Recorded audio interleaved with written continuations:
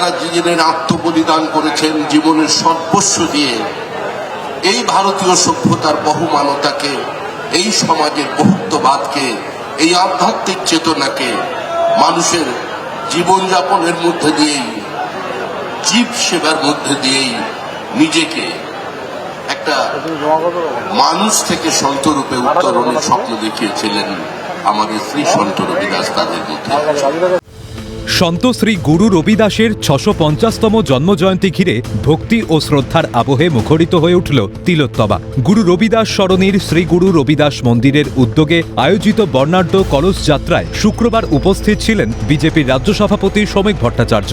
ভক্তদের বিপুল উৎসাহ উদ্দীপনার মাঝে অনুষ্ঠান মঞ্চ থেকে ভারতের সনাতন বহুত্ববাদী ঐতিহ্য তুলে ধরেন তিনি। অনুষ্ঠানের শুরুতে ভারতের চিরন্তন সংস্কৃতি ও ভ্রাতৃত্ববোধের কথা স্মরণ করিয়ে দেন শ্রমিক ভট্টাচার্য। তিনি বলেন, আমাদের মাটির মূল চেতনা হল বহুত্ববাদ ও সম্প্রীতি। এই মাটির গন্ধে ছড়িয়ে রয়েছে একতার বার্তা, যা দেশের প্রতিটি মানুষকে অমৃতের পুত্র হিসাবে মর্যাদা দেয়। সাম্প্রতিক সময়ে রাজ্য জুড়ে ক্রমবর্ধমান রাজনৈতিক কোন্দল, ধর্মান্ধতা, মৌলবাদী তৎপরতা এবং একের পর এক সন্দেহভাজন সন্ত্রাসীদের গ্রেফতার হচ্ছে। এই জটিল পরিস্থিতিতে দাঁড়িয়ে ৬৫০ বছর আগের সন্ত রবিদাসের সাম্য ও ভ্রাতৃত্বের দর্শন আজ প্রাসঙ্গিক ও অপরিহার্য। আমাদের এই মাটি বহুত্ববাদের মাটি, এই মাটির মধ্যেই সম্প্রীতির গন্ধ। এই মাটি শ্রীনন্ত বিশ্ব অমৃত পুত্রা কে সামনে নিয়ে আসার মাটি। আমাদের দেশের সংস্কৃতি সকলকেই অমৃতের পুত্র বলে মনে করে। সাম্প্রতিককালে পশ্চিমবঙ্গের রাজনৈতিক বিভাজন, ধর্মান্ধতা, ঘৃণা, মৌলবাদ এবং সন্ত্রাসবাদীরাও তো ধরা পড়ছে।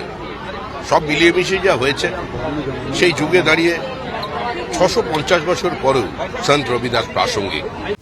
শ্রমিক ভট্টাচার্য বলেন, বছরের পর বছর ধরে কৌশলে আমাদের আসল ইতিহাস ভুলিয়ে দেওয়ার চক্রান্ত চালানো হয়েছে। তরুণ প্রজন্মকে জানতে হবে, আমাদের ইতিহাস বাবর কিংবা আকবরের ইতিহাস নয়। আমাদের অহংকার এবং চেতনার ইতিহাস গড়েছেন সন্ত রবিদাস, গুরু তেগ বাহাদুর এবং গুরু গোবিন্দ সিংয়ের মতো বিপ্লবীরা। ভারতবর্ষের ইতিহাস ভারতবর্ষকে ভুলিয়ে দেওয়া হচ্ছে, তার ধর্মচেতনা, তার আধ্যাত্মবাদ, তার শিক্ষা, তার অতীত গৌরব, তার শিল্প, তার কলা সমস্ত যখন নিষ্পেষিত হয়ে যাচ্ছে, তখন সন্ত রবিদাস যে ভূমিকা পালন করেছেন ভারতবর্ষের আপামর জনসাধারণ যাতে তাকে মনে রাখে, তার সম্পর্কে জানতে পারেন, তার জন্যই সারা দেশ জুড়ে এই প্রচেষ্টা।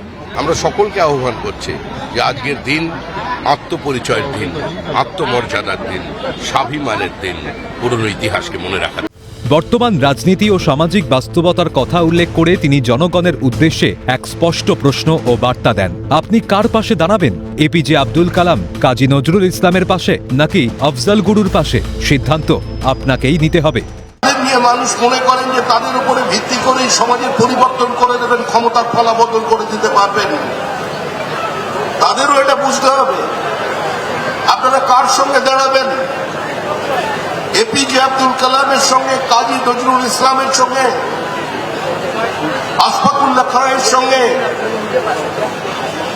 না আফজল গুরুর সঙ্গে? আজকে তাদেরও চিন্তা করার সময় এসেছে যে সন্ত রবিদাসের ইতিহাসকে ভুলিয়ে দেওয়ার চেষ্টা করা হচ্ছে এবং একাধিক যারা মহাপুরুষ ছিলেন তাদের ইতিহাসকে ভুলিয়ে দেওয়ার চেষ্টা করা হচ্ছিল এবং বাবর আকবরের ইতিহাসই শুধু পড়ানো হচ্ছিল। ইতিহাসকে ভুলিয়ে দেওয়া যাবে না এবং সন্ত রবিদাস সহ একাধিক যারা মহাপুরুষরা রয়েছেন তাদের যে ইতিহাস রয়েছে সেই ইতিহাস সম্পর্কে মানুষকে অবগত করতে হবে এবং তার জন্মদিন উপলক্ষে, সন্ত রবিদাসের জন্মদিন উপলক্ষে আজ কলস যাত্রার বিভিন্ন জায়গায় আয়োজন করা হয়েছে এবং সেখানে উপস্থিত ছিলেন বিজেপির রাজ্য সভাপতি। ক্যামেরায় জাকির সঙ্গে রেশমি রিপোর্ট, ক্যালকাটা নিউজ, কলকাতা।